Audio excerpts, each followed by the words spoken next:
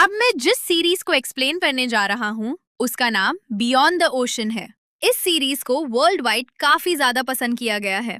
कहानी की शुरुआत एक विशाल समुंदर से होती है, जहां हमें समुंदर के अंदर कई सारी शिप्स दिखाई देती हैं। इन सभी शिप्स के बीच एक सबसे बड़ी शिप होती है, जिसके अंदर रॉयल फैमिली मौजूद होती है।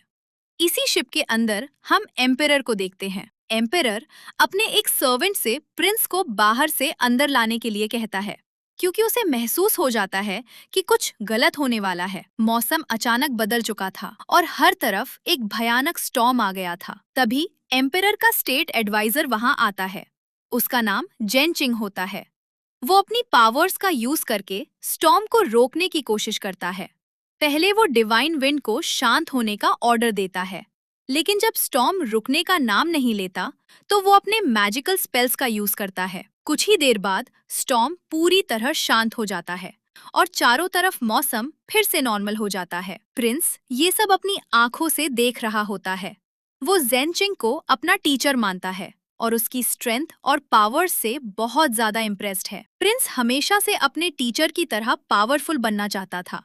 इसी बीच एम्परर का भेजा हुआ सर्वेंट वहां पहुंचता है और प्रिंस से वापस अंदर चलने के लिए कहता है, लेकिन प्रिंस बहुत ज्यादा शरारती होता है और उसकी कोई बात नहीं सुनता। सर्वेंट उसे समझाता है कि उसे यहाँ सीखने के लिए भेजा गया है, लेकिन प्रिंस बड़े कॉन्फिडेंस के साथ कहता है कि जब तक उसका टीचर उसके साथ है, तब तक कोई भी उसका कुछ नहीं बिगाड़ सकता। इसके बाद सर्वेंट प्रिंस को बताता है कि उस केयरफुल रहने की जरूरत है। उसके फादर कई डेकेड से लेजेंडरी ट्रेजर्स की तलाश कर रहे हैं और बहुत सारे पायरेट्स उनके ट्रेजर को लूटने के लिए उनके पीछे पड़े हुए हैं। वो प्रिंस को एक मैजिकल पेंडेंट के बारे में भी बताता है, जिसका नाम यूक्सी है। ये एक जड़े पेंडेंट है जो उसके फादर के ट्रेजर कलेक्शन का हिस्सा था। इस जड़े पेंडेंट में इतनी पावरफुल एनर्जी है कि ये किसी भी इंसान को पूरी दुनिया का किंग तक बना सकता है। इसी वजह से प्रिंस को स्ट्रिक्ट सिक्योरिटी में रहना चाहिए।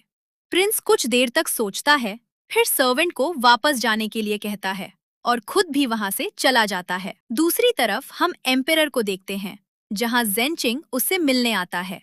एम्पेरर स्टॉर्म को रोकने के लिए जेनचिंग की तारीफ करता है, लेकिन जेनचिंग कहता है कि ये उसका फर्ज था। इसके बाद जेनचिंग एम्पेरर को बताता है कि जब से वो साउथ सी में एंटर हुए हैं, तब से उनके सामने लगातार कई प्रॉब्लम्स आ रही हैं। उसके पास अभी अभी यान किंगडम के किंग का एक लेटर भी आया है, जिसमें किंग ने अपनी प्रॉब्लम के बारे में बताया है। असल में यान के किंग ने बुद्धिस्ट आइलैंड को सर्च करने के लिए एक बहुत बड़ा एक्सपेडिशन शुरू किया था। इस एक्सपेडिशन में उसका बहुत सारा पैसा खर्च हो चुका है और उसका ट्रेजरी लगभग खत्म होने की सिचुएशन में है। इसी वजह से उसने छोटे छोटे किंगडम्स और मर्चेंट्स से बहुत हेवी टैक्स लेना शुरू कर दिया है। जेनचिंग एम्पेरर को एडवाइस देता है कि उन्हें साउथ सी से वापस घर चले जाना चाहिए, क्योंकि यान का किंग उनसे भी हेवी टैक्स डिमांड कर सकता है। लेकिन एम्पेरर घर वापस जाने से क्लियरली मना कर देता है। वो यान के किंग की बात पर हंसते हुए कहता है कि उसने कभी उसी किंग को 2 साल तक प्रिजनर बनाकर रखा था और अब वही किंग उनसे टैक्स कलेक्ट करने की कोशिश कर रहा है।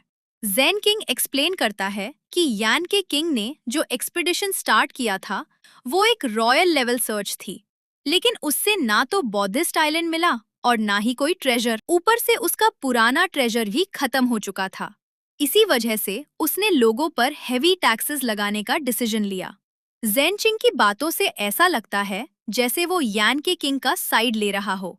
ये देखकर एम्पेरर इरिटेट हो जाता है और कहता है, क्या यान का किंग गवर्नर बन गया है? तुम इतनी देर से उसी का साइड क्यों ले रहे हो? जेनचिंग उसे समझाता है कि ऐसी कोई बात नहीं है और वो सिर्फ सिचुएशन को एक्सप्लेन कर रहा है। एक्चुअली एम्पेरर वापस घर नहीं जाना चाहता था, क्योंकि उसे पता था कि जिस ट्रेजर की वो तलाश कर रहा है, वो आगे कहीं मौजूद है। लेकिन जेनचिंग उसे वार्निंग देता है कि जिस ट्रेजर को वो लोग ढूंढ रहे हैं, उसी ट्रेजर की तलाश 7 किलर्स पायरेट्स भी कर रहे हैं। ये पायरेट्स उनसे काफी ज्यादा पावरफुल हैं और अगर ट्रेजर के लिए उनका सामना हुआ तो वो डेफिनेटली फाइट करेंगे। इसी बीच हम प्रिंस को देखते हैं, जो ट्रेजर रूम में पहुंच चुका है। वो सीक्रेटली उस जड़े पेंडेंट को ढूंढ रहा है, क्योंकि वो उसे चुराना चाहता है। वो मन ही मन ये भी सोच रहा होता है कि आखिर उसके फादर जेनचिंग को इतना अवॉइड क्यों करते हैं। प्रिंस जेनचिंग की बहुत रिस्पेक्ट करता था और उसे बिल्कुल पसंद नहीं था कि उसके फादर उसके टीचर को इग्नोर करें। उसे ये भी पता था कि जेनचिंग उसके फादर से किसी इम्पोर्टेंट मैटर को